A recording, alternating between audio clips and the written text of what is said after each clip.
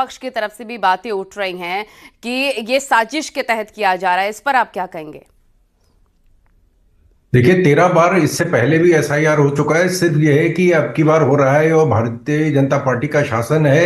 लेकिन चुनाव आयोग का भारतीय जनता पार्टी या केंद्र सरकार से कोई लेना देना नहीं है। ये एक स्वतंत्र संगठन है जो जिसको संसदीय प्रक्रिया में जिसको स्थापित किया गया है।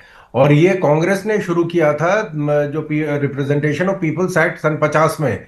तो ये लगातार निरंतर ये प्रक्रिया चलती है। लेकिन समस्या ये है कि जिनको लग रहा है कि उनका जो आयातित वोटर है, जो बांग्लादेशी वोटर है, जो रोहिंग्या वोटर है, या जो पाकिस्तान से आने वाला वोटर है, अगर वो कट जाएगा तो वो चुनाव हार जाएंगे। तो ये उनकी निजी समस्या है। लेकिन चुनाव आयोग पूरी तरह सक्षम है। ये इसके खिलाफ सुप्रीम कोर्ट तक गए थे। सुप्रीम कोर्ट ने कहा, जो एडीआर ने केस फाइल किया था, कि साहब फर्जी एफिडेविट फर्जी कागजों के ऊपर फाइल किया गया था, और एक भी आपत्ति किसी भी पॉलिटिकल पार्टी ने दर्ज नहीं कराई थी।